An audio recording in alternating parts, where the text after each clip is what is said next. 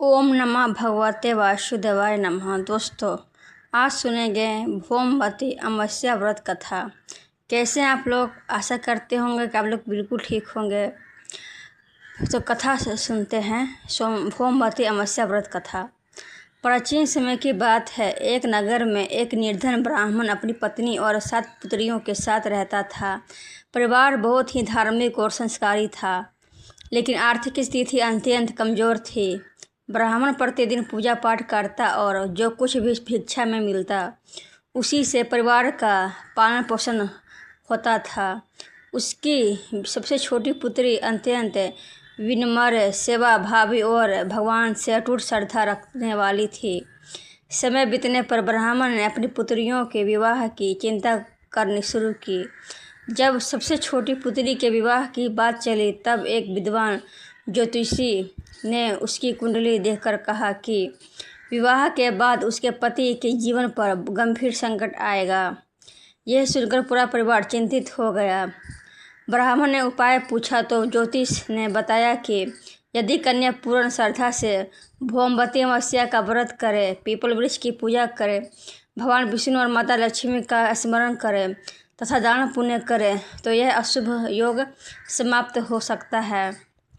कन्या ने मन ही मन संकल्प लिया कि वह जीवन भर श्रद्धापूर्वक भोमवती अमावस्या का व्रत करेगी।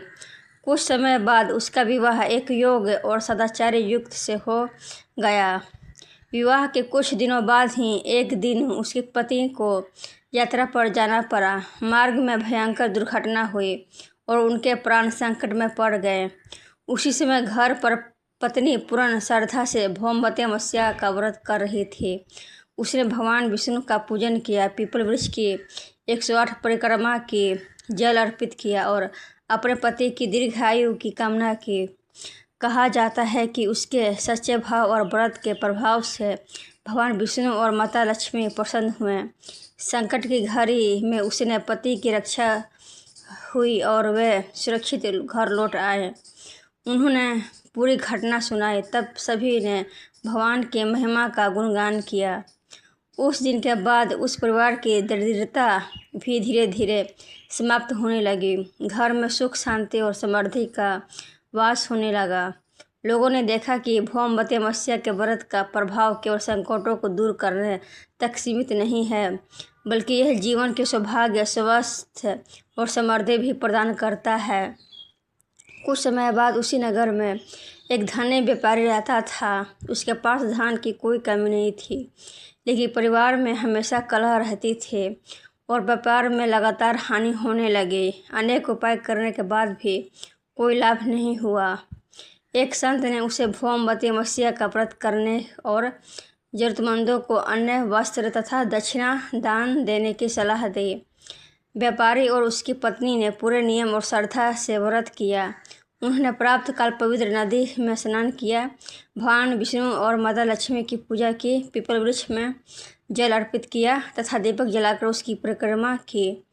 उन्होंने निर्धनों को भोजन कराया और ब्राह्मणों को दान दिया। कुछ ही समय में उनका व्यापार फिर से उन्नति करने लगा। परिवार में प्रेम बढ़ा और घर का वातावरण सुखद हो गया। इस घटना के बाद पूरे नगर में भोमवती अमावस्या व्रत का महत्व फैल गया। लोग इस दिन स्नान, दान, जप, तप और पीपल पूजन करने लगे। मान्यता है कि जब अमावस्या मंगलवार के दिन पड़ती है, तब उसे भोमवती अमावस्या कहा जाता है। इस दिन किया गया दान, जप, व्रत और पूजा कई गुना अधिक फलदायी मानी जाती है।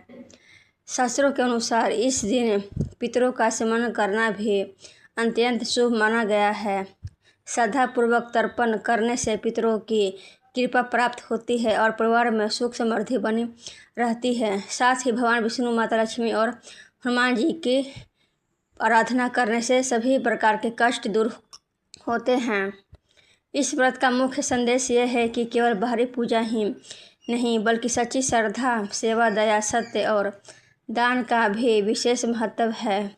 जो व्यक्ति निष्ठा और विश्वास के साथ भोमवती अमावस्या का व्रत करता है, भगवान उसके जीवन के संकटों को दूर करते हैं, पापों का नाश होता है, परिवार में सुख शांति आती है और धन धान्य की वृद्धि होती है।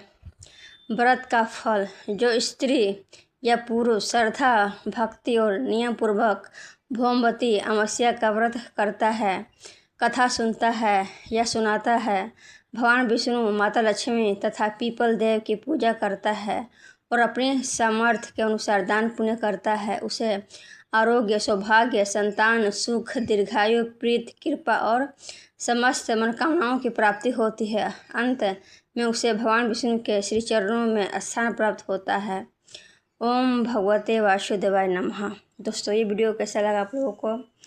अच्छा लगा होगा तो कमेंट कर देना, लाइक कर देना और कमेंट में ओम नमः भगवते वासुदेवाय लिख देना। हम इसी तरह के रोज़ वीडियो आप लोगों के लिए लेके आते रहेंगे। तो हर हर ओम भगवते वासुदेवाय नमः, ओम लक्ष्मी नमः।